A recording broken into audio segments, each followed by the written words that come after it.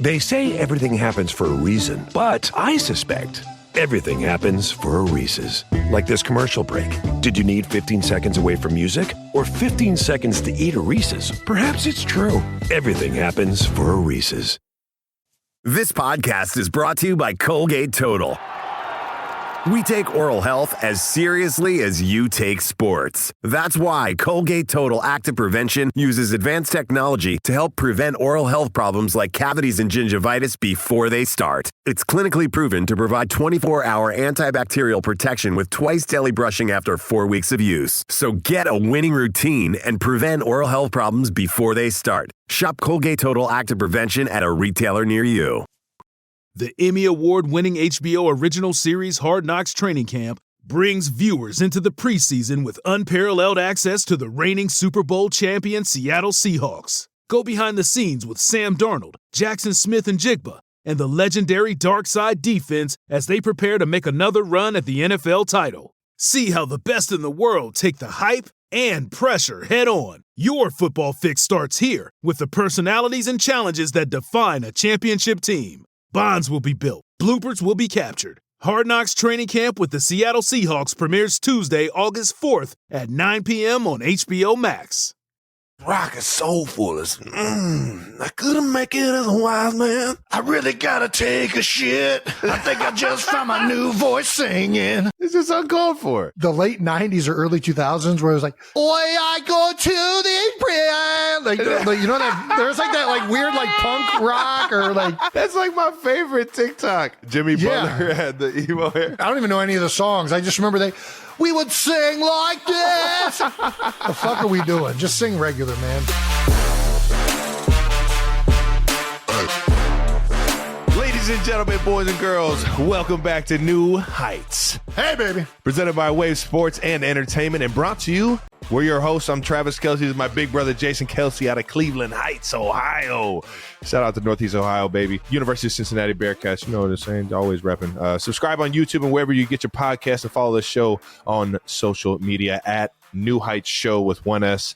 Jason, why don't you tell the 92%ers what we got coming up? Well, shocker, Trav, we got a great episode lined up for you, as always. I knew it. We're going to talk about both of our big wins. Travis's occurring on a completely made-up day, but we'll call it this just for sake of the show. National Tight End Day, and the Name Eagles a day victory. that isn't. All right, go ahead. The Eagles' victory in Kelly green uniforms, the first time wearing them in my lifetime, which was a pure joy. And we're going to talk about a little Kelce family Halloween and take a look at maybe the biggest storylines coming out of Week 7 of the NFL. But first, as always, new news coming in hot. Yeah, yo. Jason's putting out another Christmas album. How about that? And if you want to hear more of that singing that you heard earlier in the show, that might be your way to do it. Nice. You just made that our cold open. Nice. Well played. I mean, it was electric. It's going to get the people going. Yeah, man. Jason, Jordan Mailata, and Lane Johnson officially announced that you're releasing the second Christmas album. That's right. The album is coming out December 1st for all you 92%ers and just anybody enjoying some good old Christmas spirit. Second album's proceeds will benefit the Children's Crisis Treatment Center and Children's Hospital of Philadelphia.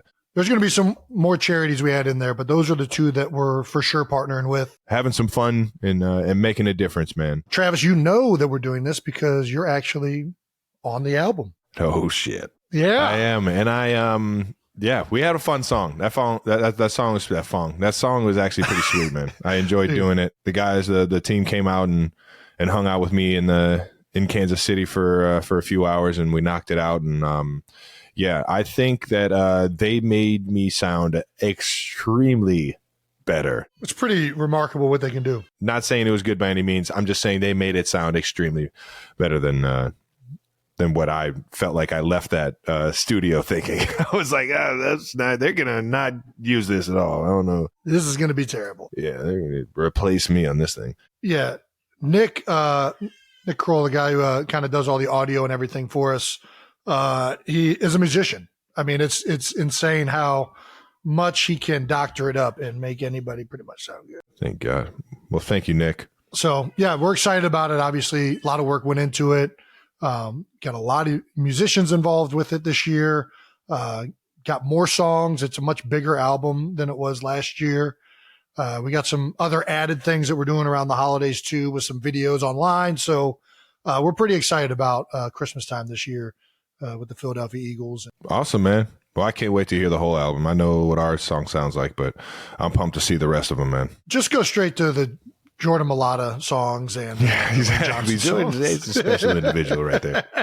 Not right now. He doesn't need a lot of doctrine. Well, let's get to the next bit of no news, which is Travis investing in the Alpine Formula One team. Oh yeah, baby. Let's go Alpine. Yeah. Alpine Racing. You.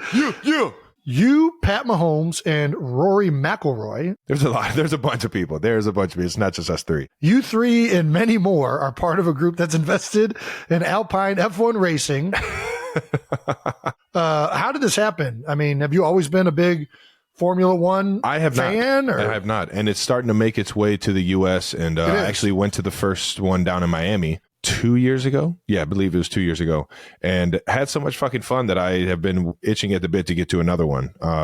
You know me, I like to go out and have a good time. And there are a lot of fun parties. And the race itself is electric, man. It's just fun to be around. It's a great atmosphere.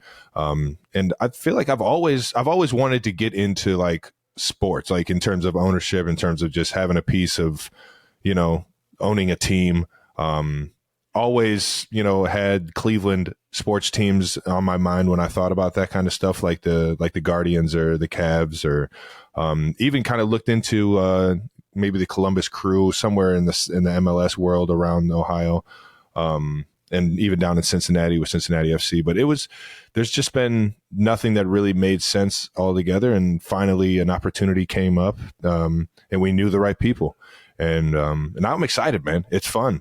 Had a few of the guys show up in Mahomes and Kelce jerseys to the race down in Austin this past weekend, and I think it's just who knows, maybe I need to throw on an Alpine Racing onesie real quick, get the things, show my love and respect for those guys as well. So, but yeah, it's cool to team up with Pat in another world. So, Formula One, I'm not gonna lie, I know what the cars look like. I don't know what the difference is between, other than the way the cars look. Like NASCAR is just a big circle, right? Yeah. You're just gonna... IndyCar, which is like Indianapolis 500, right? Yeah. And then I know what the Formula One vehicle looks like, but I have no idea. Is that like in a stadium? Is it like? So the tracks are huge. The tracks are huge. And the next one is actually next week or 2 weeks from now. Yeah. It's actually the week that we play you guys. It'll be out in Vegas, and it'll be at night in Vegas, which in my mind takes me back to like the arcade, like racing games, when you're like sitting there and there's like 4 like arcade, like, cars, you know what I'm talking about? Yeah, and you would awesome. like pick like Vice City, and it would look like you're going through Miami or something. What was the name of that game that you're thinking of specifically? I forget what it was. It was in every single arcade ever growing up. There was the car one version of it. Then there was like the water boat version of it, but it was all like the same game. Gosh, what was it called? I forget what it was, but needless to say, that takes me back to like that, because that's exactly what it's going to look like. Like these guys are going to be racing at night through the Vegas Strip. How do you spectate that? So there's bleachers. There's like they'll have like suites that they like down in Miami. They had it all down at the Hard Rock Stadium. Okay, so it is in the stadium. No. So that was just like the lot of land that they knew they could like create a track on, I feel like. Got it. Okay. This is also me not knowing everything about F1, and I'm still learning. Well, you're new. Just bought a team, so you're brand new in it. I'd never seen this track before in my life going to the Hard Rock Stadium. So I'm like, they definitely just made this. But they'll create bleachers. They'll create kind of like suite level stuff that'll host like businesses and things like that. So it's a whole new world that I'm excited to jump in and dive in and get to know more about. Do you get to drive the cars? That's what I really want to know. Dude. Yeah, that's what I want to know too. I hope you're an so. owner. They got to let you buy. I hope so. Well, I mean, I think it's a bit much to just assume that I can get into one of these cars, Jason. The cars that they have they're not just like any car. Own you know whatever what I mean? percentage you own of the team. That's your car. Yeah, but you're every single time that car goes out there, you're paying for something to like get kind of like new and everything like that. Like you're making sure that thing is perfect at all times, and just letting a jamoke like me go out there and try and gas it. That's not how it works. Yeah. Would you even be able to fit? They might have a random one in the back that I can jump in. That's another good question. A lot of the racers aren't 6'5", so You're a big guy. yeah. Well, each car apparently is estimated to cost around 12 to 16 million. So you probably don't want to let a jamoke behind the wheel. Yeah, that's probably a good idea. Yeah, jamoke. They're nonstop trying to like tweak that thing in the right weight, all that shit, man. Aerodynamics. It's pretty cool how they get those things. The science behind it, I think, is really impressive. But yeah, Pat has already invested. We've already talked about Pat's sports team investments. He's got the Royals, the sporting Kansas City soccer team, the Miami-based pickleball team, the KC current women's soccer team, which there is some dispute whether that's his investment or Brittany's investment. But now he's officially Brittany's jumped killing it. into motorsports. Pat's obviously been killing it. He's Royals, Kansas City soccer. He's got the pickleball team and all that. But Brittany's actually the one kind of breaking ground, like some new areas. Like with the women's soccer team? Yeah. Not only getting the women's soccer team, but she's it's the first women's, I believe, professional team to have their own facilities. Yeah. Connor Barwin did a whole class or something over at Wharton on sports management or ownership or whatnot. And in particular, they had a whole case study done on what they've done with the KC current women's soccer team. It's bigger than any other women's soccer team in the world, I believe. So hats off to Britt. I know that one's the most groundbreaking that they've invested in. Shout out to the current. Hey. All right. Let's keep it moving. Fan mentions of the week. Fan mentions of the week, baby. From the official Cedar Point Instagram. Hi, Jason and Travis. We heard your latest episode. Sounds like you two need to make a trip to come see us soon. Oh, man. Feel free to bring +1, Travis. Okay. Jesus. I guess Kylie's not invited, you fucking dickheads. If you'd be interested in being one of the first to ride the all-new Top Thrill 2 in 2024, let's talk. Top Thrill 2? Yeah. Oh, my gosh. So apparently we found out after the episode that they didn't take down the dragster. They're making it better. Oh. It's coming back. And I think it is going to be. Or is it just getting higher and I think efficient? it's higher and faster, and now it's going to go efficient? both ways or something like that. Or so, yeah. I mean, listen, I haven't been to Cedar Point in a while. Apparently, there's a number of new rides that we didn't mention that we might need to go on. Dude, we got it. We named all the rides from my childhood. I don't even know if the Praying Mantis or the Raptor's got to still be there. Praying Mantis is gone, apparently. We found that out. Oh, that was a fun one, man. You stand up on it, man. And there's a number of new rides that we might need to check out. Dude, yeah. Obviously, I need to get my Dippin' Dots fixed. So I think this offseason, we for sure got to make it back to the point. Dippin' Dots and funnel cakes to Cedar Point, baby. Can't go wrong. And speaking of Dippin' Dots, that brings us up to our next fan mention of the week, which is Dippin' Dots. Followed us on Instagram. Didn't know Dippin' Dots had an Instagram, but apparently it does. Yeah, they're killing it. And do you think it gets frozen sometimes? That's pretty. It's clever. It didn't make me chuckle, but it was clever. All right. Dippin' Dots on Instagram messaged us, hey, we heard Travis and Jason, or Jason and Travis, talk about Dippin' Dots today on the podcast during the segment about Cedar Point. We'd love to connect and send them both some if they're interested. Yes, I can unequivocally say I am interested because I love ice cream and I love Dippin' Dots. Day. Like, you cool, but the girls are going to go fucking nuts over So these they things. talked about sending some. Apparently it needs to be frozen pretty hard. It can't just be barely freezing. It needs to be frozen. Mm-hmm. So I think we're working out trying to get a freezer that can contain these things. I might know a guy. You know a guy? I might know a guy. Does his name rhyme with Matt? Yes. Pat Mahomes also saw the clip talking about his Dippin' Dots freezer and tweeted, love some good old Dippin' Dots. Not right now. This is my mission now. I need a Dippin' Dots freezer in the O-line room for all of my guys. I need that. I need that to happen. Dippin' Dots, can we please make this happen? That'd be pretty cool for you guys. I don't know if the Eagles will let it happen because they're all about frozen yogurt and stuff in the cafeteria. Frozen yogurt? Don't get me started, Travis. Don't get me started. What are you guys eating? Fucking cashew milk ice cream too? I think in somebody's head they needed it to be semi-healthy, And I don't think it's that much healthier. And it's definitely not as healthy for your mental health. So I think we need to get the real stuff in there. It's actually really good. Whatever that is in that soft serve machine at the Eagles facility is pretty dang good. You were a big time Go-Gurt kid. You used to love that shit. I'm not going to lie. I like dairy. No, Go-Gurt. Yeah, remember Go-Gurt? Go-Gurt, any type of yogurt is dairy.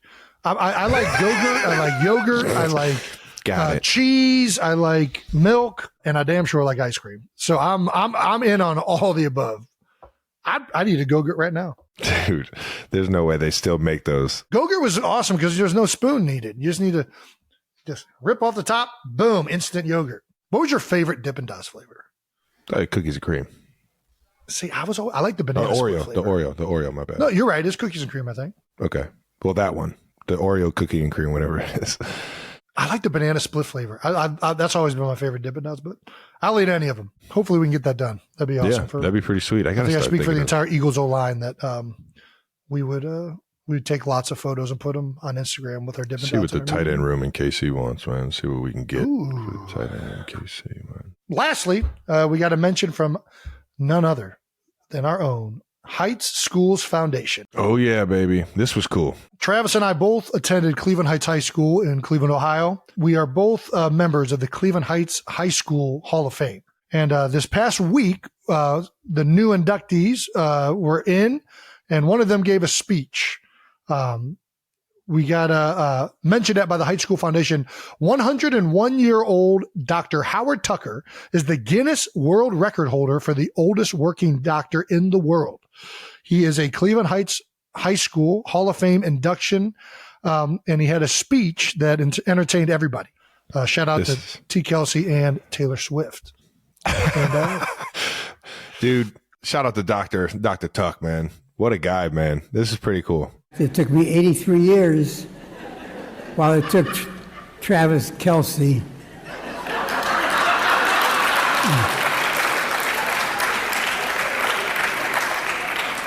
10 years. And I'm hoping that now that he and I are in the same fraternity, he will manage to get me the autograph of his lady, Taylor Swift.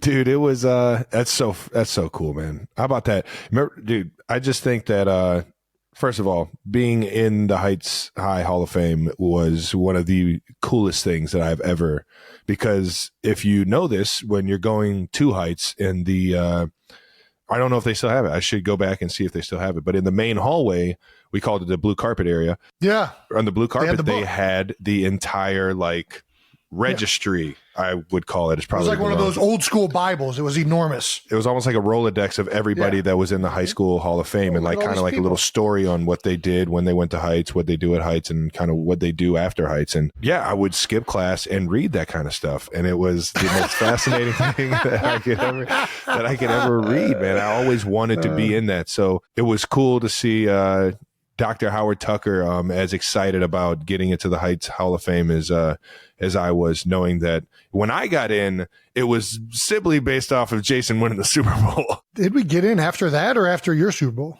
No, it was after yours. I was just an NFL player at this point in my life. Just an NFL player? Yeah, I was just an NFL guy. And you won the Super Bowl, and they were like, oh, we should put Jason in the Hall of Fame. And then they were like, well, you can't put Jason in. We can't put Jason in without Travis because they're brothers, and they went to school together and everything. So once again, that's definitely not the way it went down. I think. Thank you, Jason, for getting me in the Heights High Hall of Fame. I'm just slowly getting into all that because of you, but that's fine. Yeah, Dr. Tucker, congratulations on being the Heights High Hall of Famer. Yeah, welcome and to the being team. 101 years old. Yeah, congrats. He looked like he was doing great. Are you kidding Not only me? was 101, he's a doctor and he's giving speeches. He's probably in better health than both of us. Yeah, we're both obese if you look at the charts. Speak for yourself. Shout out to the 92%ers for all of your mentions this past week. Thank you for tuning in and writing us and making us laugh. We always enjoy that. Always the best. But it's time now for, I think, everybody's favorite segment, No Dumb Questions. That's right. Ooh. All right, here's a few no dumb questions, just dumb people. From @Lisa Davis 4459. No dumb questions? Question mark. What was your favorite Halloween costume and who got the most candy? The only one I really remember is when we went as Mario and Luigi in Cleveland Heights High School. Who's got that fucking picture, man? I got that photo. I can get that photo for the team. I'll get that. We'll make sure it's on the episode. You see how ecstatic I was to be Luigi, man. You'll see what it feels like to be a younger brother and your older brother force you into doing something. Just comes home with some overalls and then a Mickey Mouse hands. I don't know what it was. Yeah, but it worked. It was a good outfit. It was funny. It was definitely funny. And for whatever reason, you definitely look like Mario, and I fucking look like a long, thin Luigi. It was pretty good. I will say Halloween somewhat got ruined for us by Dad, because Dad, we stopped at a very young age. He's the Grinch of Halloween. Well, he pass out candy. He just doesn't want to walk up and down the street with you. Well, maybe that was it. Maybe that was the real reason. But the way he said it to us was like, you're not, once you stop trick-or-treating, you're like, you've hit like another level of maturity. Like, he hated when, like, if anybody was like even remotely like at puberty level, if you were trick-or-treating, you were not getting candy at the Kelce household. He would actively reject people. He would say, no, beat it, get out of here. Not young enough. So we stopped like before we got to middle school. Like, we only did it. It was definitely before middle school. Yeah. Like, we were young and it was kind of fun. Then we got to be a part of like scaring kids, and we'd hide in like leaf piles. TPing people's houses and egging people's cars. Yeah. No, that was, of course, kids don't do that to people. All right. No, definitely do that to people. That's Halloween. If you egg, but no, the egging cars was too much for me. Nah, well, do all that. Screw that. Get into trouble, kids. Do all that. I'm going to walk outside and my house is going to be TP'd and all my cars are going to be eggs. Yeah, don't do it to my house. Don't do it to my house, but definitely go out there and do it because you're kids. That's what you're supposed to do. Go get into some trouble. It's all right. Within reason. Within reason. Do it. Ed Kelce's number one rule. You could be stupid. Just don't be real stupid. That's actually that's a Stevie Bogus rule, man. Shout out to Stevie Bogus. It is. Shout out to Stevie. Stevie, right. We love you, big guy. We miss you. Love you, Stevie. Yeah, Halloween candy. While we did trick or treat, what was our favorite Halloween candy? I can tell you it definitely wasn't candy corn. We've already been through that. One of the most overrated corns or candy is candy corn. Gosh, who doesn't love frosting? That's all it is, just pure sugar. There's no way you just hate it. Much. You don't like frosting? It has to be the right amount. Like, I'm not a big.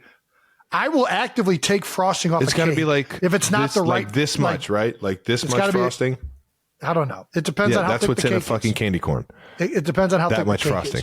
Listen, if candy corn was melted and put on cake, it might taste okay, but it's not. It's a solid and chalky, and it has no business being eaten on a holiday or being represented as like the gold standard of a holiday. It's festive, Jason. It's festive. Listen, would you rather have candy corn or Reese's? Okay.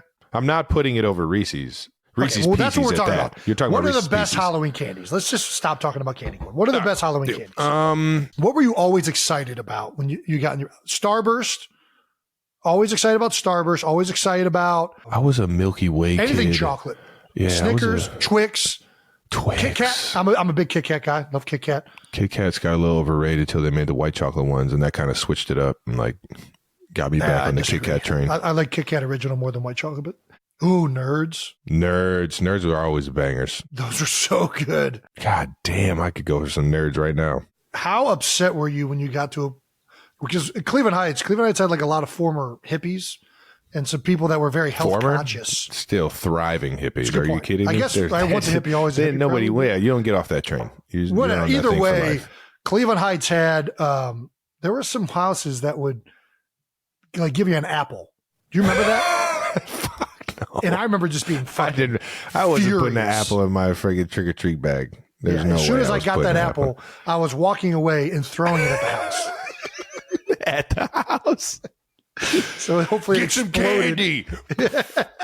Unacceptable. That was one of my favorite scenes in Big Daddy when he takes him trick or treating and he He's like knocking on the door and sees the guy just sitting there, not being like, I don't have any candy. What do you want me to get? Yeah, right. And then he goes in the house and raids it. Yeah.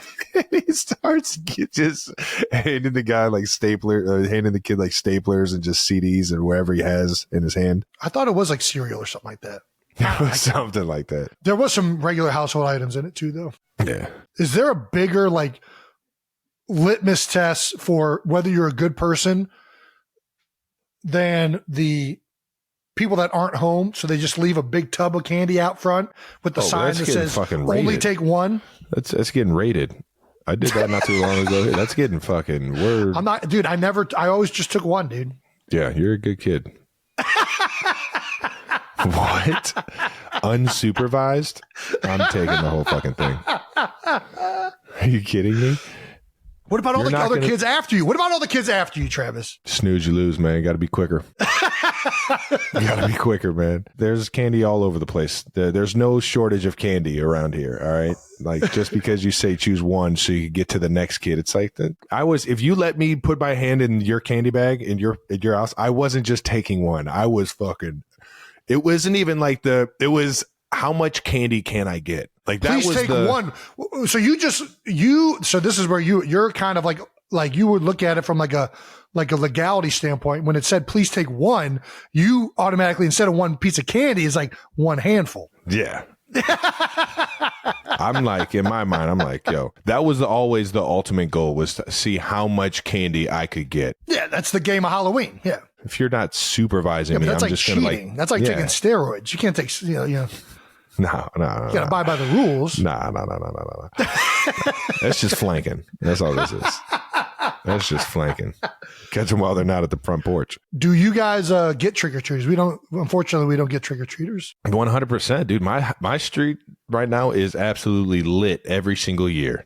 Love it. So much fun. Do you give out, do you give out real size candy bars? I did. I got. What do you mean you got? I didn't know if everybody knew where I lived at the moment. And of course, everyone knows at this point. It's all good, though. I love Kansas City. Putting, like, just being there handing out candy would have probably been a little aggressive. I just put it out on the front porch. I didn't say, please take one. I just put a bunch of, like, big, like, king-size candy bars in there. And I was just like, all right, just see if everybody gets it. And sure enough, like, the first group of, like 12-year-olds come by. It basically just ran with the entire bag. You know how this works, Travis. Yeah, you're right. I thought, I grew up on the east side of Cleveland. It's a little different over there. I'm over here in North KC. It's a nice neighborhood. I didn't know if the kids are supervised doing this or not. Who knows? But I definitely got doing what I did to other households as a kid. So hey, comes full circle. Karma's real. You gotta love it, man. Wasn't even upset.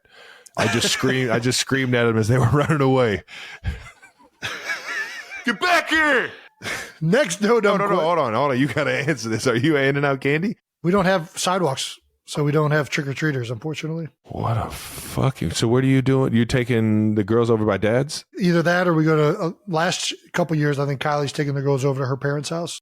Nice. And then they walk around the streets there. And I think her parents both give out regular-size candy. King bars. size? Regular. I don't know if it's king size, but it's not the fun size. It's like well, you just standard. have to buy. If you're going to go king size, you gotta buy so much because it's like your ammo. You just don't have as much ammo. Yeah, I don't think kids should be eating king size. I think a regular candy bar is about as high as you should probably go. Or if you really care, you give them an apple. Apparently.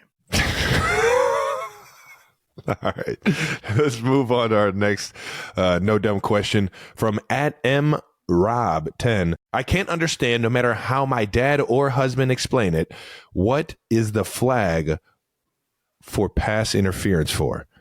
Isn't the goal to interfere with the pass? I mean, to an extent, yeah. It's a fair point, Emrod. That is a fair point. Fair. You definitely want to interfere. You don't necessarily want to interfere. You want to more so just like play the ball. You want to interfere with the ball, not the player. I'll let Travis explain. He's our resident expert in pass interference, both offensive and defense. Yeah. Well, the thing is, it's a tricky situation, and at the end of games, they tend to just really harp on it. There's no, is that what I did there? I'm kidding. So pass interference is basically when a defensive player or offensive player restrict the other person from making a play on the ball. I think that's kind of the gist of it. Yeah, when the ball is in the air, the defender can't physically impede the offensive player's ability to catch the ball. That's the word. That a fair way? You can't impede. So you can't go out of your way to hit the offensive player's hands or body because it would be unfair. You can go for the ball as long as you're going for the ball because you have a right to like make a play on the ball. Correct. But if you're holding a guy and restricting him or like he has to like strain through contact. Yeah, or you tackle him. These are all illegal ways to defend the pass. And offensively and defensively. I was about to say, there is offensive. Yeah. You can definitely get called for it. I actually thought I got called for one yesterday, and they didn't. And I was like, and I looked back, and there was a flag right by where the contact happened. They called it on the defense, and I was like, oh, how about okay. that? The Chiefs not being called for a penalty. Who would imagine that? So that does seem to be a pretty reoccurring thing. If you watch it long, and it's always kind of on the ref. The ref is kind of like judging it. Some guys will let you play a little more physical. Some guys will let you, they don't want the grabbing or anything like that. I'm glad we're bringing this up because this is one of the reasons I'm a big fan that a couple of years ago, they actually made defensive pass interference or offensive pass interference a reviewable play. And one of the reasons I'm against that, and I'm also against people just throwing things out on Twitter like they're officials, is because when you slow things down, it appears different than when it happens at real speed. And that call in particular is such a subjective call for the official. I think it's important to see what that happens in real time. And there's going to be times you disagree with it. There's going to be times where you think it's a no-brainer, but I'm in big favor of leaving that on the officials. Trav. Yeah. You've played a long time in the NFL at this point. Are there certain officials that call that differently? Or like when you go to a game, is there crews where you're like, I've played with this guy as the official before. I know what I can and can't get away with, or that he is a stickler for like pushing off maybe at the top of the route. Like, does that ever factor into how physical you're being with your route running? No, I feel like I just play the game how I feel like I can get open. Whatever works. Yeah, I think there has to be that balance of being physical. It seems like it would be too hard. I would never go into a game and be like, hey, these guys don't call holding. I'm just going to hold all day because then I'm going to have a record number of holds. That is not what you want to do. 100%. I'm with that. All right. From at Leanne Ellis, 5748. Notum questions. What are the books behind Travis? What is each of your favorite books? Oh, shit. What do we got back there, Trav? We got, I don't, honestly, you guys know I can't read. So, I've heard a bunch of people mention that the Odyssey is back there. It is. The Odyssey. Is that a good one? Do you know who the main character in the Odyssey is? Homer? Ooh. That's a good try. Is that right? It's not right. The name is Odysseus, but Homer, I think, is who wrote it. Odysseus. What is this? Greek mythology? So yeah, Iliad and the Odyssey is a Greek, and Homer, I think, was the one who finally wrote it down. But I think it's like one of those stories and collection of like myths and stuff like that kind of assembled over time into like a congruent story. Anyways, yes, it is a book. Ooh, a little Mark Manson, the subtle art of not giving a fuck. That's a good book, and ooh. I think it's an important thing to live your life with. I've got the syndrome, dude. So have you not read that book? It is a full on syndrome of not giving a fuck. Have you read that book? I just developed that. No, I don't need to read that to know how to not give a fuck. Listen. If there is an art to it. There's a very clean art to it. I think you got it down because like if there's an art to not giving a fuck, it's not giving a fuck about a book that's telling you not to give a fuck about. You want to know how good I am at not giving a fuck? I didn't fucking read that book. What a play. What a play. There's no way we're the only ones that made that pun, but that's a good one. Is that even a pun? I don't even know. There's an art to it, baby. There's an art to it. I know you're not a big reader, but I know you've read books. What's your favorite book you've ever read, Trev? Jason, I haven't read one in so long. We did summer reading classes, and Dad made you read sometimes. Dude, I don't remember any of these books. I feel like I read a book called The Energy Bus. It was a short book. It was real thin. Yeah, I think it's a book. Yeah. And Butch Jones, our college coach, shout out to Butch, down there in Arkansas State. I think he was the one that recommended it to me. Nice. And it was a book, The Energy Bus. Obviously, you can go out and read it yourself, but just bring the energy, man. Be a good person. Don't be. One of my favorite quotes by Butch. This is what he said: either you're a fountain or you're a drain. Yeah. Either you're a fountain or you're a drain. Yeah, read it in Butch. Yeah, either you're fueling people with life or you're fucking draining it out of them. Yeah. Be a fountain. Don't be a fucking drain. And I would just hear him with his microphone at practice. Kelce, you're draining me. You're fucking draining me with your body language. I'm just like, God damn it. I'm fucking exhausted right now. Sorry, I'm not excited about this long drive drill. Your practice is draining me. Remember the book fairs? Yeah. Dude, those are my favorite. You know what I used to get at the book fairs? What's that? Posters. Posters. They always had that one. They bin did have posters of sports posters. Yes. That would be in there. Like, that's where you went straight to. Eric Lindros. No way. Dad, can I get it? It's like, it's a book fair. Go grab a book. We can get that too, but go grab a book. Dad knew what he was fueling. We're at least going to pretend you're going to read this. Yeah, go get a book. Get something. I don't know what to get. I don't know what I'm into. I really liked the Goosebump books when I was in that age. Then we got Captain Underpants one year. Captain Underpants. Yep. I'd rock that one. I don't really remember what the books were about, though. It was so fucking long ago. There's another time traveling one that was really good, too, that I enjoyed. Weird Science? No. Classic. It wasn't The Time Traveler's Wife. It was another one. Fuck, what was it? Favorite book, Harry Potter. I know seems like it's like, oh, he's just picking, a blockbusting movie franchise as his favorite book. But no, I was a big fan before the movies. Thank you very much. That was no dumb questions. Just dumb people brought to. Let's get to our bold topics to wrap up week 7 in the NFL, starting off with both of our games. But first, we're going to get with the Chiefs-Chargers game. That's right. Chiefs 31, Chargers 17. Trav, what are your initial thoughts for your first matchup with the Chargers this season? Man, that was a fun one. We put it all together as an offense and as a, just a collective team. And it's fun, man, seeing everybody kind of like still rise up into their role in the offense. And then just going out there and balling with old Patty Mahomes, man. That guy is pretty darn good. Yeah, he's an electric play waiting to happen every snap. And it's just fun as hell playing with that guy, man. He was firing on all cylinders, both pass game and getting it done with his legs against a really good pass rush and really good defense altogether. Well, it was fun to watch. I was able to catch a little bit of it. Obviously, we were getting ready for the Sunday night game. But one of the things I really enjoy when you guys play at 4 and we're at Sunday night is I get to watch it in the locker room. When you're at halftime, we're still not even getting warmed up on the field yet. And all the coaches come out, hey, brother's having a big day. He's already got 140 yards. Like, he's killing it. And I'm like, yeah, might set the record.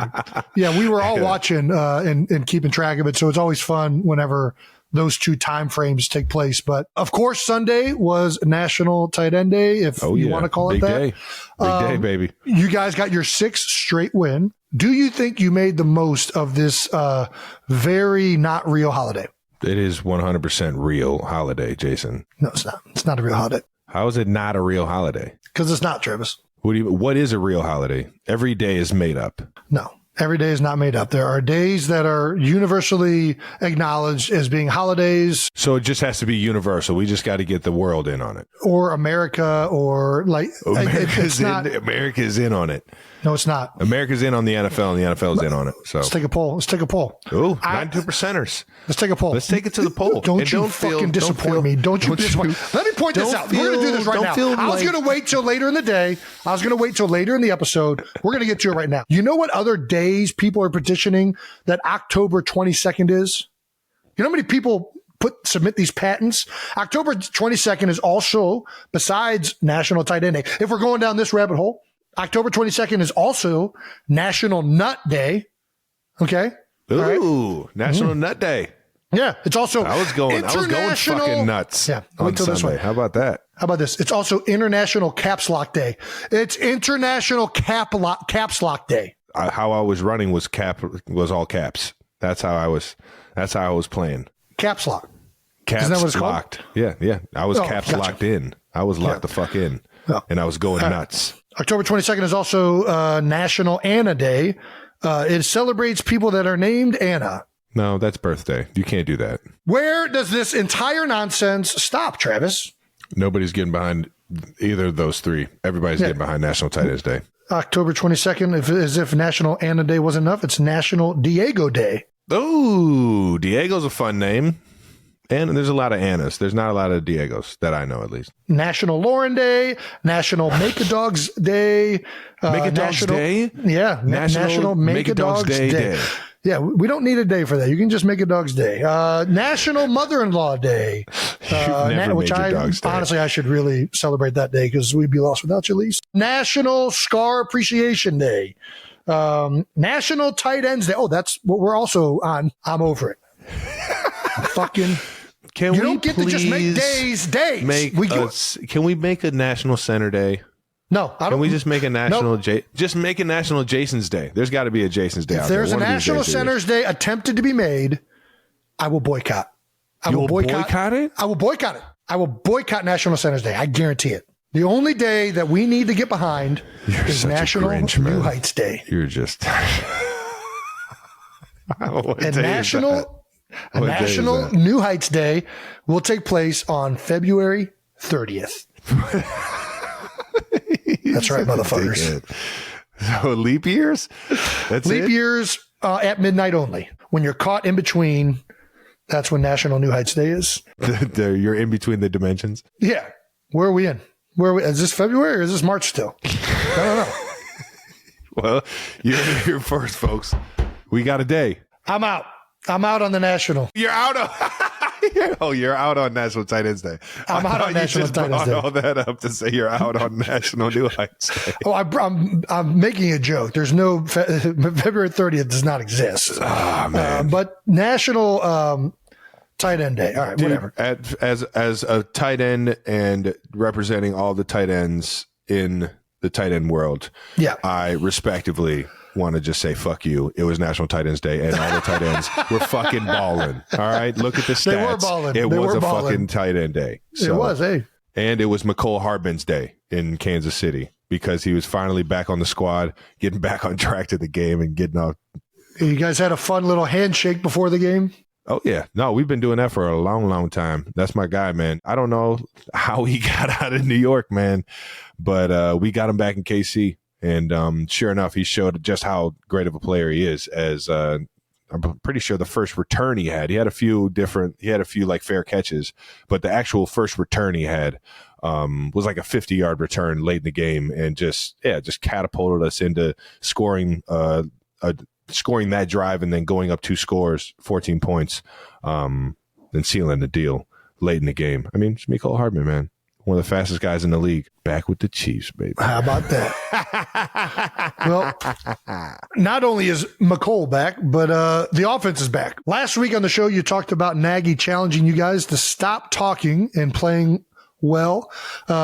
It was time to do just that. Seems like you guys got that all figured out against the Chargers with 483 yards of total offense. Pat threw for 424 and 4 touchdowns. All 4 touchdowns going to different guys, as he is so used to doing, spreading that ball around. MVS got in the end zone, baby.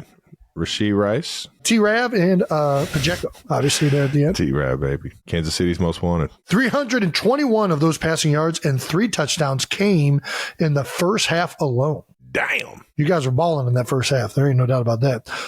Is the goal always to spread the ball around as much as possible, or is that a big time emphasis this week? I don't think you're a good offense if you're 1-dimensional or 2-dimensional. You got to spread that thing around, and you got to get everybody involved. I think that's every offense, you know. Yeah, it's like a sprinkler system. If you only water one area of the grass, like it's going to be all muddy. You're not going to have good landscape. You got to get the water everywhere, all over the place. That's like nice sprinkler. It's more like, oh, you're that kind of sprinkler.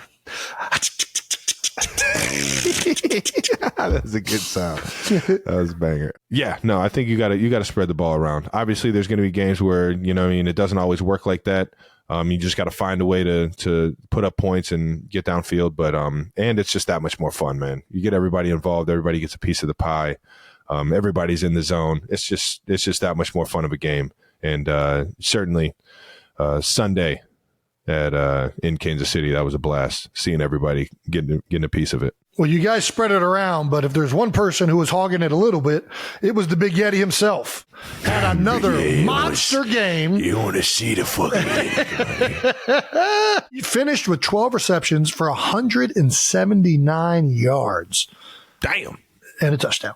It's your second highest ever receiving game, trailing only a 191-yard performance against that same team, the Chargers, in 2021.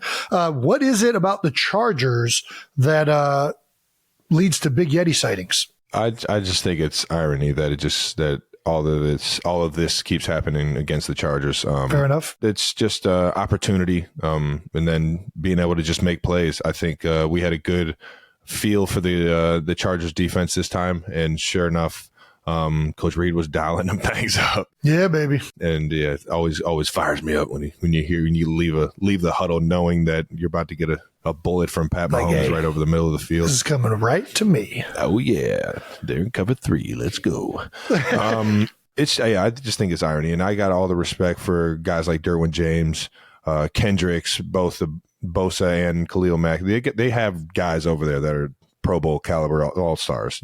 So it's just. Being locked in throughout the week, kind of what I said about Coach Nagy, challenging the team, challenging the offense to, really just be us and stop hurting ourselves. We didn't have very many penalties on the offensive side. I jumped off sides as one of the penalties. Yeah, false start. So that obviously punching myself in the face for that. But I think that just answering the bell and keep getting better. I feel like the games in October, November, obviously going into December, if you have a chance to hit the playoffs, those games are so crucial in learning more about this football team and just keep finding ways to get better every single week. And you got to go out there and just play your tail off. That's the only way to get better, man. You can't be hesitant. You can't be thinking about it. You just got to, when that ball snaps, you got to go. And we'll fix this after the game. But I think we just put a full game together, and it was fun to find a way to grind it out at the end. Well, we got to talk about your touchdown because I still don't understand how you scored or held on to the ball. I do not know how the fuck I got in there. It all was just like bang, bang, bang. It was just like snap the ball, look back, Pat threw it right at my knee, caught it, fumbled it up to my chin, and then somebody's on me. I'm thinking I can like lean in, and then I just become like a piston, just like a straight up pencil, like a pencil dive. I'm just like holding the ball. I'm like, this is not a good scenario. This is not. I feel everyone coming in and like punching at the ball. And I'm just like, dude, I don't know how you held on to it. I did see my man Creed Humphrey, and I think was that Trey Smith as well. Trey Smith, yeah, both of them. Juwan's in there too. Getting some action. Juwan Taylor, yeah, there he is. My dogs, all three of them are in there making sure I find a way in the end zone. But yeah, they brotherly shoved you in the end zone. Oh, yeah, that's a real brotherly shove right there. Well, that touchdown was your 50th touchdown from Pat. Damn. Which is the fourth most touchdowns by any quarterback tight end duo in NFL history. It was came with 15 seconds left in the first half. A nice little shovel pass for a yard and a nice little brotherly shove, and you're in there. Listen, my dog Patty Mahomes knows how to give me the ball. All right, he knows how to get everyone the ball. Yeah, nice little read the end. Oh, and is stretching. Boop. It was nice. It was real nice. Second half defensive battle. The score was 24-17 in the first half, with 5 touchdowns scored just in the second quarter. But the second half of the game was a little bit different, dominated by defensive stands until the Chiefs' final drive at 3:30 left in the fourth quarter that ended with an Isaiah Pacheco touchdown. Yeah, the screen. That Trey Smith had a fucking great block on as well. Excuse my language for all those that are counting my swears. It felt like the second half, I wasn't obviously at that point I'm getting ready for my game. But watching it and being tuned into it, it felt like it was like almost like there was less possessions for both teams. Like it felt like it went quicker. I don't know if that is what it felt like to you guys. The whole game actually felt like it went pretty fast for me. But I know the first quarter flew by and the third quarter flew by. It was like third quarter was over quick. Yeah, second quarter and fourth quarter, I don't know. I remember a lot more in those drives for sure. What were the big adjustments the Chargers made to kind of slow things down in the second half a little bit? They pushed me at the line a little bit and had a little bit more bracket coverages on crossers. And I don't think it was always focused on me, but they had like a thief or a robber coming from the sky to kind of take anybody that was crossing the field. Yeah, but it was usually whichever side of the field you were on for the most part. Yeah, correct. I think it was that was really the only adjustments they made against me in coverage. You know what I mean? So I don't know.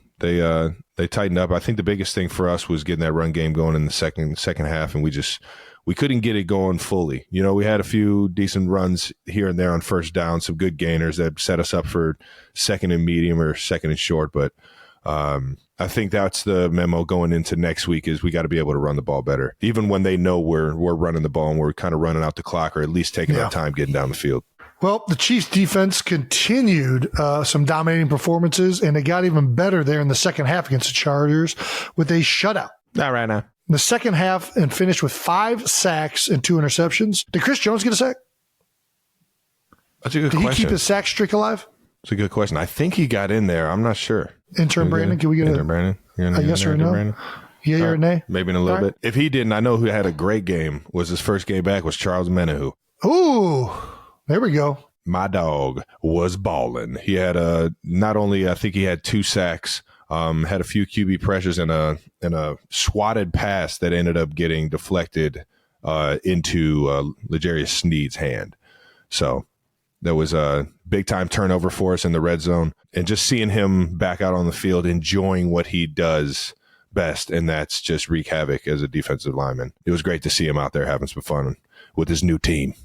My dog. The LeBron stat of this game was that Travis Kelce now has 5 career games with at least 150 receiving yards, joining Shannon Sharp as the only tight end in NFL history with at least 5 games of at least 150 receiving yards.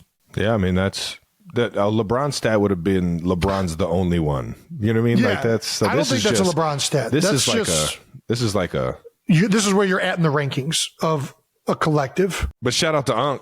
Listen, baby, anytime I could be listed in any category with Unc, you know what I'm saying? That's good company right there. And we did find out Chris Jones, no sack. Unfortunately, sack streak breaks, but I'm sure he'll be quick to get another streak going. Last thing for the Chiefs game, as we all saw on social media, Taylor was in attendance, and it's turning out that it was good she was in attendance because they put your stats up when she's at the game and when she's not at the game. I don't know if you're aware of this, but when T How Swift could I not be aware of this?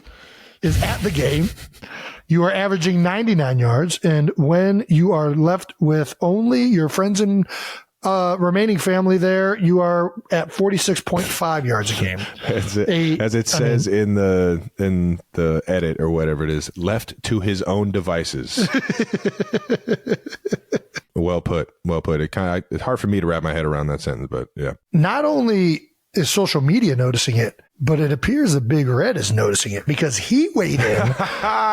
That's right. In his post-game press conference. I love Coach Reed, man. What a guy. He was asked about your big game, and his response was, Kelce keeps getting better with time. Taylor can stay around all she wants. What a guy. Listen, when you're getting Big Red's approval and blessings, you know you're doing something right. That's right. Shout out to Chiefs Kingdom. There we go. Way to get a dub, baby. Divisional game, baby. Always never easy. No matter what the score looks like, never easy. It's just, you got to come with it. And sure enough, we got another big one next week. Perfect.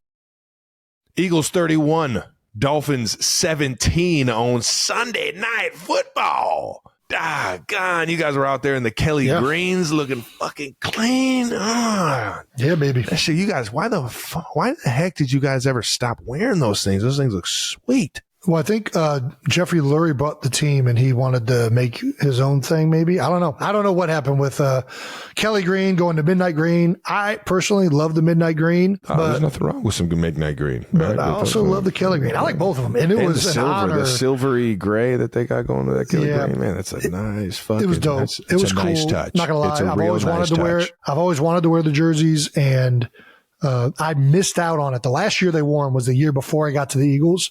So to be able to wear the jersey was pretty special for sure. Initial thoughts from the game, though. That's a huge win over a high-powered offense over there in Miami. Yeah, obviously, huge game for us.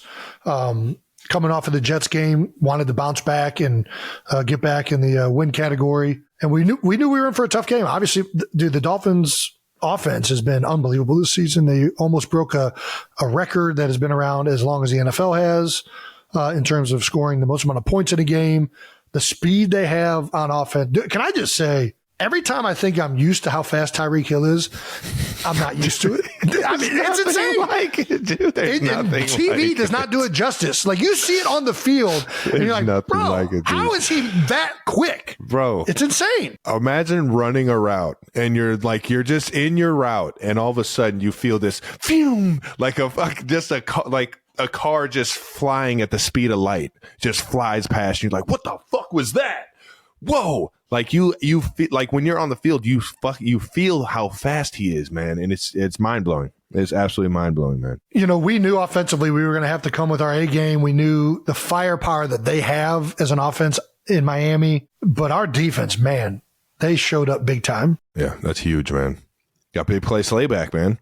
I mean, really, they only gave up one touchdown on the day, and that was kind of a busted type of coverage. Like, they were double teaming Tyreek, but again, that speed is deceptive, I think. And he still found his way there.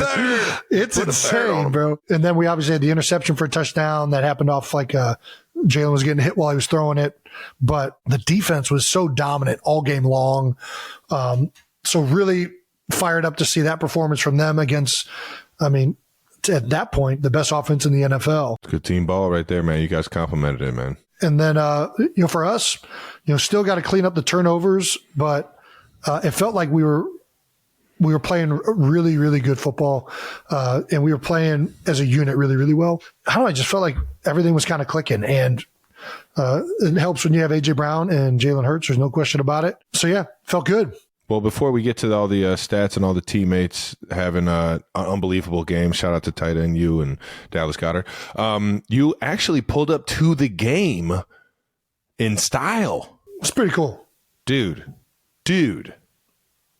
Where the fuck did Landon Dickerson get that Mustang? That is just got it. Car. Yeah, sick. And Landon drives me to the game quite frequently because Kylie drives herself down, and then we drive back home together after the game. From the hotel, you drive with Landon, yeah. Normally we're in his truck, but he just recently got this nice Mustang and decided to drive it. And let me tell you, we were getting some stares, and it wasn't because we were Landon Dickerson and Jason Kelce. It was because that was the most badass car I've ever been to a game in. And I once went to a game in a fire truck with Danny Watkins as a rookie. Danny Watkins, the fireman himself. This might have topped it. It was like an old school fire truck too. That thing was sweet. Yeah. It was a vintage fire truck. That thing was gnarly. Cool. I like that thing. But this thing was cool too. I don't even know what style of make and all that stuff. All I know is that it was loud as shit, and we were blaring some good old 80s rock and roll. That's what I'm talking about, man. You just gotta. You can't go in there and listen to new music. Yeah, we can't listen to Creed or Nickelback or something like that. You gotta. That's a wild man. You guys pulling out the Nickelback. Oh, would have been electric, but not in a classic Mustang like that, man. You just gotta blare some good old rock and roll. It's a hell of an entrance. If you're gonna show up to Sunday night and ball out, hey, it got us in the mood right away. Starts it out. Listen, like Dion said, man, look good, play good. And Landon was like in full dress as mode, full leather jacket. Oh, he went green with like Grease Lightning? Dude, he was straight out of Grease. I love it, man. Oh, Landon Succo. Landon Succo. The offense was rolling, though. Huge game against another high-powered offense going into it. You knew you had to put up points, man. Jalen finished the game with 279 passing with two passing touchdowns and 1 rushing TD, and A.J. Brown had yet another record freaking game, man. 10 receptions, 137 yards, and a tutty. I've been telling you the key to the Eagles' red zone offense is getting the ball to your tight end and feeding him. And you guys finally did that. Might be a little biased, but yeah, you've been saying that. Dallas, I mean, he's one of the best weapons you have on your team, one of the biggest mismatches, whatever. Dallas's 5 receptions for 77 yards and a touchdown definitely helped out last night. And no doubt. Why do you think you guys were able to find the success in the red zone? Like, I know you guys have kind of been harping on touchdowns, or at least that's what you've been telling the 92%ers. What do you think it was this time, though? Just focus, or? Yeah, we executed. We didn't kill ourselves. We had one mishap in the first drive where we had like a quarterback draw on like a hard to convert 3rd and 9. But outside of that, we were pretty efficient in the red zone, I think. I'd have to go back and check the stats. I don't know. We're putting more time into it. Obviously, this is something that we've wanted to get corrected. And for the most part, we didn't kill ourselves. We didn't have unnecessary penalties.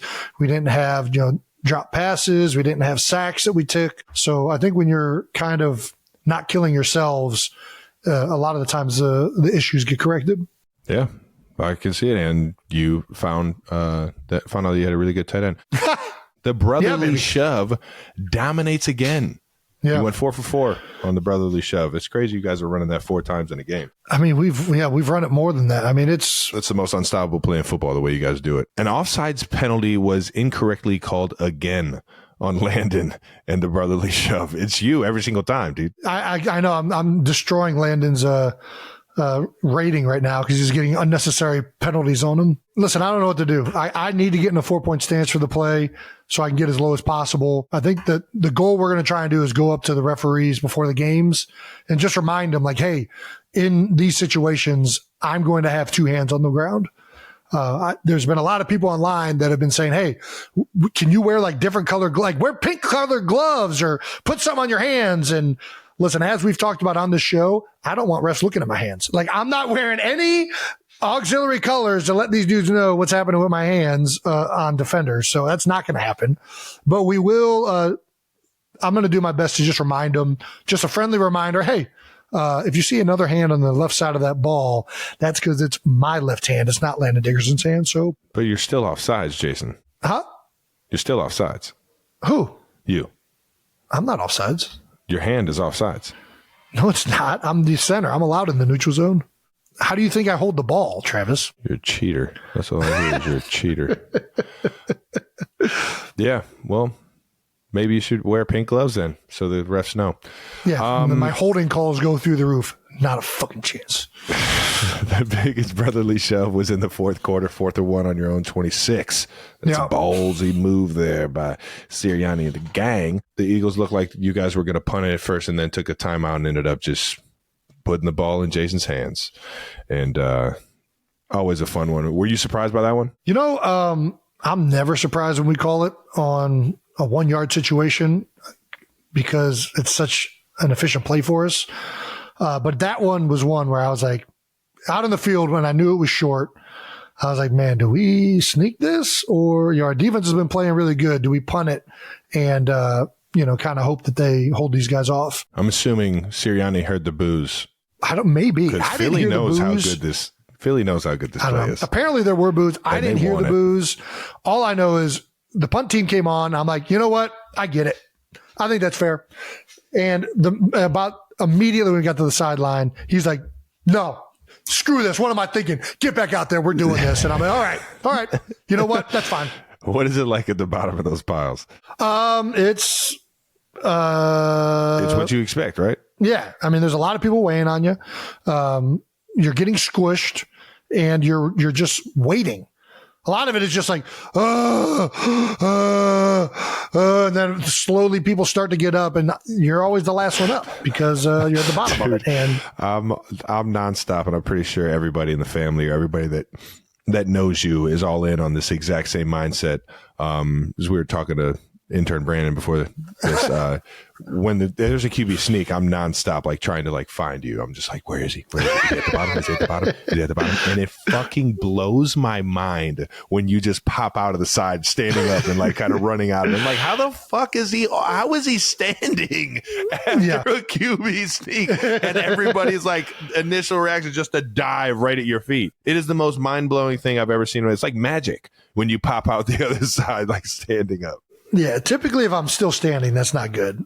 So hopefully that doesn't happen often. But the New Heights Reddit wants to know how accurate this meme is of Jason at the bottom of a tush push, Peter Griffin. I think that if there's, I don't know if that's that exact it's clip, not, but yeah, that's fucking hilarious right here. But that one is a good one as well. It's people keep asking, is it like painful? And it's weird. It's not like painful. It's not. It's football. Yeah, it's grueling. Like it just drains you. Like it is a energy draining play. You're just like fighting and keeping your feet moving and falling down, and people are falling down on top of you. And it's just it's a mental toughness play. There's no question about it. Advertised. Everything you think that is, it is that. Pretty much. Well, Sirianni's post-game press conference, she weighed in on the old conversation of banning the shove or the tush push, whatever you want, or the brotherly shove or tush push, whatever you want to call it. In quotes, people can't do it like we can do it. Don't ban this play. If everybody could do it, everybody would do it. I know. He's not lying. That's right. He also said every first down, it's 1st and 9, knowing that if you get a 4th and 1, shoot, a lot of the faith in that play. All right. I don't know what the fuck I just read, but basically every first down, you guys are only thinking about 9 yards instead of the 10 We don't need to think about 10. We only need to think about 9, because if we get it to well, you guys are also down, going for it on 4th and 3, so you guys are 1st and 7 every fucking time.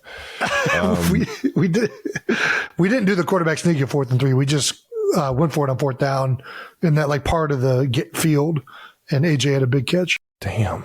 I don't know, man. I think he's fired up just because, it's something that we do really, really well. And yeah, it's prideful, man. Shit, you know what's coming. You're in quotes saying that to the fucking lineman that you're going up against with it. That's good stuff. And more people are trying to ban the play, which, well, that's probably because everybody that's not running it, or everybody that's running it that's not the Eagles is only getting 67% success rate this year. So yeah, this shit's unfair. Fuck that. Fuck that play. I will say this. Fuck how cool that name is to Philly, the brotherly shove. Fuck that. I'm not going to say whether it should be banned or whatever. All I'm going to say is I disagree with people that don't think it's an exciting play. Like there are people that say like, it's not football. It's not like an exciting, like, is there a more exciting play than the brotherly shove on 4th and 1? Like when is the crowd, like what do you want to see more punts? That's what you want to see? You want to see catch it, punt, here, bam. Yeah, but that happens once out of how many punts? What's more exciting, a punt or people smashing together for 1 yard? You got my vote, bud. The crowd might be roaring more for that play than it is in the red zone right now. It is insane play, dude. how much, whether it's an away game, whether it's an away game or a home game, the crowd's into it. That's all I know. I haven't been in the stadium yet while you guys are doing it at this point in the season. I already know. Yeah. That's exactly what it is. The punt team goes out there and they're probably booing Sirianni like, we know you got that. You fucking run it. It's unstoppable. I can hear every fan in Philly. Philly, don't kill me for my terrible Philly accent or whatever I just tried to do right there. The big play slay and the Eagles defense. The Eagles defense ended up holding the high-powered Miami Dolphins. Yeah. The record-setting Miami Dolphins offense right now with Tua and Tyreek Hill and all those fucking speedsters. You guys held them to 17 points. Yeah.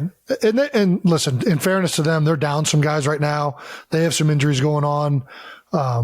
But yeah, I mean, incredibly impressive performance by our defense. I didn't know how it was going to go, to be honest with you, because dude, I don't know. You start seeing Tyreek Hill run, like we said before, and you're like, man, that guy's fast. And then you start seeing Tua throw the ball. It's like if there was an offense, if I was an offensive coordinator, this is my kind of fucking offense. Seriously. Yeah. I mean, there's a lot of everything like blends misdirection. Off of each other. Yes. Very tricky offense to kind of like. You have to be extremely disciplined defensively. Everybody's got to stay in your gap, stay in your gap, stay in your gap. Mm-hmm. Contain. And then that's what you guys did. The Eagles defense, the defensive line played phenomenal. 4 sacks and an interception by the Eagles defense, and the return of Big Play Slay. And he came out, then his name, he held up to his nickname, man. Hey, they call him it for a reason. Got him a huge interception in the red zone. Yeah. That's awesome, man. It's the game is just so much easier when the defense does really well and the offense does really well. How about that? Isn't that just like, it's so simple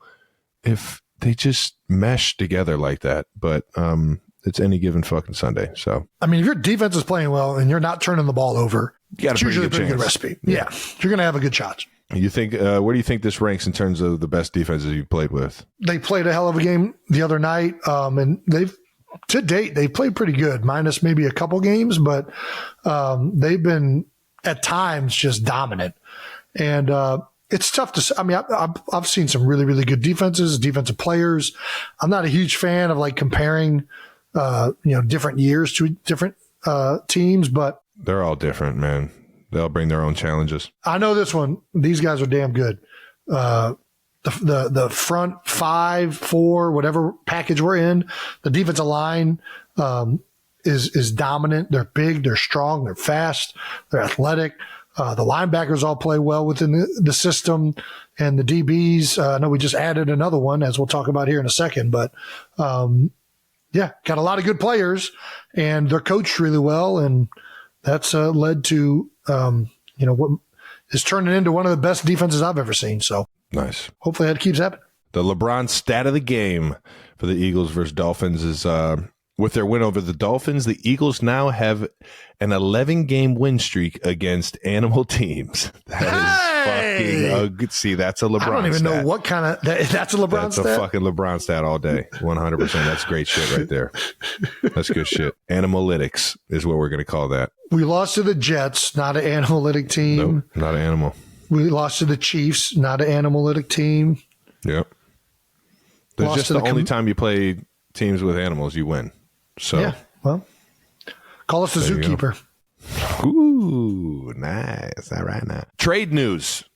Yeah, baby. As we end this week for the Eagles. Breaking news really today. Howie Roseman's working his magic yet again, going out and getting one of the best safeties in the game. And he's been that way and kind of like under the radar to a lot of people. I know him as one of the best because when I play him, it is a long day every time I play Kevin Byard. Big time trade. You guys got Julio Jones, and now you guys got Kevin Byard going into the second half of this season. And Byard is a 2-time Pro Bowler, 2-time first-team All-Pro, and former NFL interception leader. And one of the coolest nicknames in the league. How about that? His name is the Mayor. I mean, dude, when your nickname is the Mayor, that's a good sign. I feel like. We both played Byard at the Titans last year. What you're really getting is a physical player, smart player, and that's always good at the safety position. Guys that understand zone coverages, that understand run game fits, and just a guy that's not going to be out of position. He's always going to be there to make the play. Strong tackler. And honestly, he's really one of the biggest, he's one of the bigger safeties kind of left in the game. He's not a small dude, and he's still very athletic and can run with you. So, it took us in overtime to beat the Titans last year. And I remember every single down that I had him man to man, and he made it tough on me, man. I honestly do not know much about Byard. I've talked to guys on the team, including A.J. Brown and Julio Jones, that played with him in Tennessee. And let me tell you, everybody's fired up that this guy's joining the team, which is making me fired up because I like good players and good teammates. So, all right now. I'm fired up. And listen, if we accomplish anything this year, we are going to have to send the nicest of thank you cards to the Tennessee Titans for A.J. Brown and now Kevin Byard. Shout out to Braves, Northeast Ohio connection. Dude. Loving that. Well, Jason, as we finish up this Eagles-Dolphins matchup, I'm really curious. Did you bring the Eagles Kelly Green jersey home so that I can get it when I come to Philly? So that you can get it. Yeah, I call dibs on it. Trev, you can't call dibs on something that's not up for sale or grabs. Well, you're not doing anything with it. Yeah, I am. I'm keeping it. Jason, stop. It's going to go right with my mummer suit in the basement. Jason, in the closet? No, it's not going in the closet. It's going in a trash bag in the basement. It's my trophy. It's my first time ever wearing Kelly Green. It's going to go where it belongs. Right next to the Super Bowl ring. I did talk to Raekwon Davis after the game. I do got to get him a Kelly Green jersey, but that first one I'm going to have to keep just because it's a big. That was really cool. My first time wearing that one, man. Fuck, that's so gold. That's so much more gold than you people even the 92% is going to even. I'll get you one though. I'll get you one. Fuck. I don't even, dude. That alone. You put it in the bag. Just keep it in the trash bag. I don't even want it. Let it be in your home. Damn, that was good. All right. Well, shout out to the Eagles. Hopefully we can play them, the Fighting Miamis, coming up here in a couple weeks in Germany, as well as you guys did. Dude, that's going to be awesome. I can't wait to watch that. Player insights on NFL storylines. That's right. Only 2 teams in the NFL are sitting at 6-1 right now. I'm just saying that. Who would have thought? Well, the people that write the scripts. That's right. Keep us in this year. Man, that's crazy, man. Let's talk a little Week 7 roundup, though, man. Let's give some quick thoughts about the biggest headlines from Week 7. This dude, Myles Garrett, man. Dude, it's insane. Yeah, he Myles Garrett might have Colts by himself, dude. Dude, have you been watching? Like, it's dude, him. What? You could not draw up a better, more synergistic defensive coordinator and defensive player. Like Jim Schwartz plus Myles Garrett, and the whole NFL is seeing it. Like, his style is just get off the ball as fast as possible and wreak havoc. And let me tell you, Myles Garrett is doing as much havoc as possible. He is wreaking havoc. I don't know what we're doing. Like, why are people still letting tackles block this guy one-on-one? Like, we got a chip. We can't. Every time we got chips. a chip. The tight end is staying in. He's not getting out. No. We'll run. We're the biggest mismatch on the field, Jason. We're not. But the tackle and the tight end together are going to double him all game long. I'm not letting him be one-on-one with anybody. You can't. I mean, it's not an option. Yeah, either that or we got to get the ball out quick. We got to get the ball out quick, boys. Behind backup quarterback P.J. Walker, the Browns beat the Colts 39-38. That was a good game too. Myles Garrett had 9 tackles, 2 strip sacks, 1 tackle for loss, 1 pass defended, 4 quarterback pressures, and of course, this highlight where he jumps over the line to block a field goal. Oh, shit. The ultimate flank, the hurdle. Dude, it's insane how good this guy is. Dude, he can beat you with power, speed, finesse, power, more power. He practiced against us this offseason and single-handedly ruined the practice. Like, I'm watching, I'm like, dude, we can't let this happen. This dude's got some shit figured out. And I'm watching it all happen in real games too. Like, what is happening? Yeah. Fuck. He's crossing over, and then a center is just blocking him one-on-one. That's ridiculous. That's a tough situation. I'll tell you what, I ain't making that call. There ain't no chance I'm blocking it. Like, we're sliding this. Fuck that. What are we doing? Dude, I'm with you, man. You can't let just one dude just fucking completely take it over. But I'm pretty sure everybody has this mentality. Like, we can't let this guy do it. And he does it yet again against the Colts, man. I guess he's un-game planable. Shout out to Believeland and the dog that they got at D-line, man. That dude's a fucking beast. I mean, I guess the Colts did okay. They still scored 38 points. Like what? I mean, yeah, that's damn good too. But yeah, Myles Garrett, holy cow.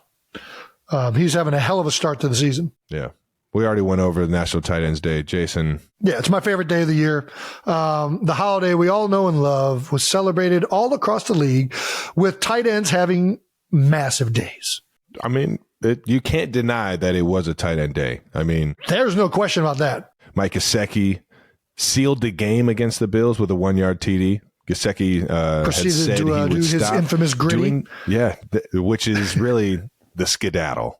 You know, it's not the gritty. Is that what he calls it? I heard it somewhere. I'm not sure if he calls That's it good. or not. But after getting roasted for it last season, he's been hitting his version of the gritty, which is the fucking best. I love it. It's epic. Dude, what's that new one called? It's not the gritty. It's like it almost looks like you're running in a circle that is all over social media. What's that called? That's a good one. I don't know what that one's called. 92%ers, help us out, man. I enjoy watching it. Isaiah Pacheco hit it when he got in the end zone after the last touchdown. Oh, did he?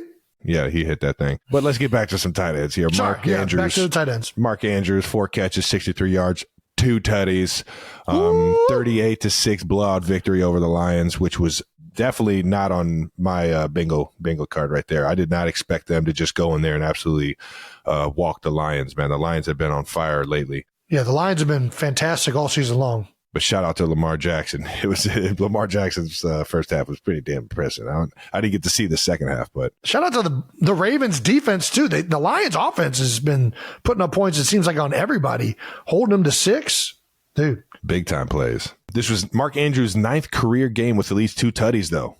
Tied with Antonio Gates for 3rd most such games by a tight end in his first 6 career seasons. Damn it. LeBron stat. That's a damn good LeBron stat. Mark Andrews. Giants tight end Darren Waller led all Giants receivers, 7 catches, 98 yards, and a tud, in a 14-7 win over the Commanders. Yep. The old fighting Bieniemys. Vikings TJ Hawkinson put up 11 receptions. Getting double digits in receptions. That's what I'm talking. That's how you feed a fucking tight end on a national tight end day, or the day after National Tight End Day, whichever way you want to say it. 11 receptions, 86 yards, since he did play on Monday night against the 49ers, and they found a way to get that dub. That was a wild game that I'm sure we'll get to here in a second. As a tight end yourself, do all the tight ends conspire together to have momentous games on National Tight End Day? Dude, I think everybody's so in on it that like the game plans are a little bit more around the tight ends. I think everybody's in on National Tight End Day, but you. Well, if that's the case, you guys should just don't do National Tight End Day. Do National Tight End Month. Then you get a month of getting plays designed for you. Damn. Or National Tight End Year. No, you can't. National Tight End Season. No, that doesn't work. No, it's not as good. You can't do a whole season. Yeah, it's too selfish. Way too selfish. You can't just make a whole season. You can't do a season. Shout out to all the tight ends, though, baby. Way to fucking show up this week. And shout out to all the game planners for feeding the tight ends. As you can see, the list of stats I just went down, all those teams got dubs because they fed the boys. Feed your horse, as my dog Chris Pearson says. Feed your horse. I think the whole world's in on this. Flag football is coming to the Olympics, baby. We're going to win a gold medal. Dude, we're going to win it. I mean, who's going to beat us? Well, I was saying specifically me and you. We're going to win it. I'm not. Yeah, you're out of your mind. All right. It was announced that flag out there in football. The backer? I would get roasted in flag football. Chasing little Italian guys around? Listen, the whole reason I started playing football was because I could hit people and put a helmet on. Flag football is not going to be drawn to my strengths. It was announced that flag football will be an Olympic sport in the 2028 Summer Olympics in Los Angeles. Ooh, and it's going to be in the backyard. This is cool. This is really cool because we actually talked about this with Nick Sirianni too. The NFL is encouraging players to participate in the Olympics. It's already generated a ton of interest. Tyreek Hill, A.J. Brown, Micah Parsons, and Gronk are some of the guys who have already expressed interest. Dude, I'm excited about this. 2028. We're going to be long gone. We're going to be old. Yeah. I don't want to speak for Gronk, but Gronk's probably going to be a little bit old too at that point. But I mean, me and Gronk are the same age, so yeah. We're all in the same boat in that regard. Yeah. I think we're all just gonna have to be like assistant coaches or some shit. But I need a gold medal, so I need to be on that roster somehow, some way. Dude, as we've talked about before, one of the downsides of playing football is that there isn't an ability to represent your country as of right now as a football player. Yeah, you can't be world champions like you said. Yeah, well, as Noah Lyles said. Yep. So we're excited about this. I mean, this is gonna be really cool. For the first time in the history of our sport, guys are going to be able to represent their countries and play football, albeit flag football, not anywhere near as cool, but it'll be fun. And do you think the USA team is just going to absolutely demolish every other team? I mean, we're going to absolutely smoke everyone. Like, who has a chance? There's some foreign players in the NFL now. Like, what is Jason? No, don't do this. It's like Jordan Mailata. I'm actually surprised that this is becoming an Olympic sport, because I would love to just see what flag football looks like in other countries right now. Dude, maybe they're doing some weird stuff that we've never seen before. I mean, you got to think like New Zealand. New Zealand's probably playing rugby. I don't know if Peter King is going to like what they're doing out there in the flag football field. Just lateral in it, left and right. What if they just come out with a rugby offense? It's going to catch us off guard. Yeah, it's not. It's not. I mean, you know, it's an interesting thought that was actually brought to my attention by one of our trainers. Shout out to Julie in Kansas City. And it was actually brought to my attention that the Summer Olympics are actually when training camp is. I know. Guys are going to miss training camp, which is probably why there's a lot of interest. It's actually surprising that the NFL would encourage this. For the love of God, pick me. Get me out of this long drive trip. Yeah, so that's an interesting scenario. But we'll see in a few years just how it all plays out. The thing that the players are going to have is the NFL is for sure going to be encouraging this, as they already are, because there's the one thing that the NFL is trying to do, and I think it's blatantly obvious with how many foreign games we're having. The NFL wants football to be a world sport. And they sure are trying. And the Olympics is one way that all of these other countries are going to be able to compete and gain interest in the game of football. Even though it is flag football, it's still going to be football. And I think the NFL is going to want football in general being played and viewed. So the best way to do that is have the best players in the NFL dominate the freaking Olympics. Dude, you know what other sports is making its entrance to the Olympics? Spike ball? Lacrosse. I thought it was already in. Lacrosse isn't an Olympic sport? I don't believe so. Not a Summer Olympic sport. I don't believe so. I'm pretty sure it's going to be 2028. It's going to be the first year. That's cool. Dude. I might be able to do that. That's what I'm saying. I can play center D. I can play center D at 40. Are you kidding me? There's no chance. What? You don't think I can play center D right now? I think we should go play lacrosse with some like legit lacrosse players and see how bad we are at this point in our lives. First of all, I hear you. But legit, that's American. That's American lacrosse players. going against, whoever else is out here playing lacrosse. Well, Canada's good, I think. Canada's where I believe the game, like the current rules got invented, right? You might know a little bit about history that I don't know. I know it's a Native American sport. Intern Brandon, please get on the Google machine or whatever search engine you use. But I believe, yes, lacrosse is a Native American sport. But I believe the current game rules were written by Canadians. Brandon, can we please, for the love of God, type something on the computer to say yes or no to that? Should be an easy Google. Can you do something as an intern for us sometime? Modern day lacrosse descends from and resembles the stickball games played by these Brandon, we just various native. We already said that. This doesn't answer the question. Do you know how to Google? For those of you that don't know, Jason actually played all the way through high school. Ooh, we got one. Hold on. Jean de, that's French, whatever that is. Recorded Ontario, observations Canada. Of a lacrosse game in 1683 in what is now Southern Ontario, Canada. I don't know, whatever. Either way, it's got roots all in the North American region. So I don't know. There's some good players up there north of Lake Erie that are getting into it. I can see Canada giving the NFL a run for its money in flag. No chance. Just want to see your reaction. Is it Canadian rules or is it NFL rules flag? Ooh, what if they just create their own rules? Don't you get like an extra skill guy up there in Canada, don't you? You also get the running starts. So is it what's the field they're playing on in the Olympics? These are all questions that we can't even answer right now. We just know it's a sport. Yeah. I was going to say, for those of you that didn't know, Jason played lacrosse from 7th grade all the way through high school, and I played 7th, 8th grade years. And just in the backyard with Jason all the way leading up to when I started playing. One of the funnest sports I have ever played in my life. For those of you that have a lacrosse team or are thinking about playing lacrosse, highly suggest it. Awesome sport. And if you're around any lacrosse, like college games or even indoor lacrosse, it's awesome. Electric. It's great. All of it's good stuff, man. It never gets enough love, so I wanted to throw that out there. That, me and Jason played every single sport, and we were really good at all of them.